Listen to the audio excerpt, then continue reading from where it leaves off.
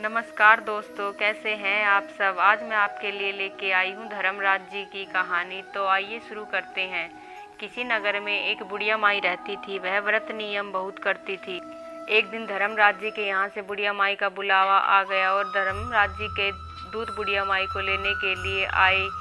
जब दूत बुढ़िया माई को लेकर जा रहे थे तो रास्ते में पाप की नदी आई। बुढ़िया माई उसमें डूबने लगी। दूतों ने कहा, बुढ़िया माई गऊ का दान किया है क्या। जब बुढ़िया माई ने गऊ का ध्यान किया तो गऊ माता आ गई और वह गाय की पूंछ पकड़कर नदी पार कर गई।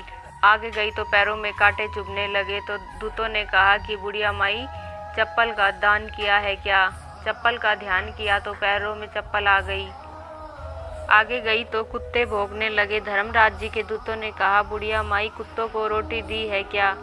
जब बुढ़िया माई ने कुत्तों का ध्यान किया तो कुत्ते रास्ते से चले गए। जब बुढ़िया माई थोड़ी सी और आगे गई तो कौवों ने चोंच मारना शुरू कर दी।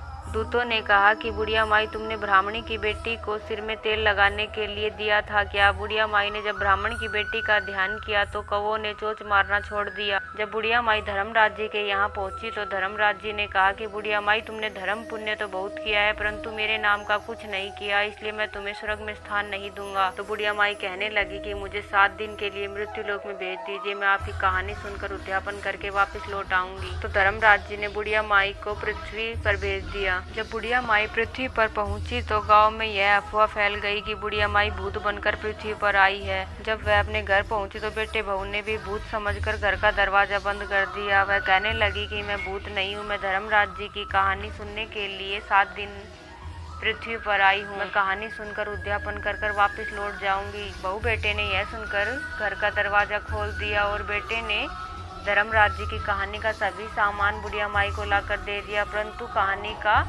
होकारा नहीं भरा और वह पड़ोसन के पास जाती है और अपनी कहानी सुनाती है। जब 7 दिन बाद बुढ़िया माई को धर्मराज जी का विवाह लेने के लिए आया तो सभी गांववासी बुढ़िया माई के साथ जाने के लिए तैयार हो गए। बुढ़िया माई ने कहा कि मेरी कहानी तो सिर्फ मेरी पड़ोसन ने ही सुनी थी, तो मेरे साथ तो सिर्फ यही जाएगी।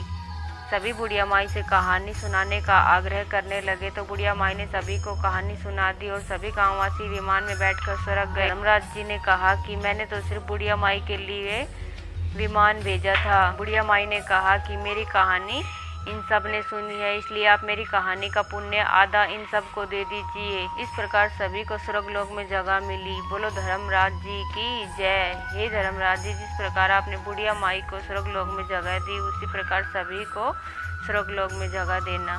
तो दोस्तों, आपको मेरी कहानी कैसी लगी कमेंट में लिखकर ज़रूर बताइए। अगर आपको मेरी वीडियो अच्छी लगी हो तो वीडियो को लाइक और शेयर ज़रूर कीजिए।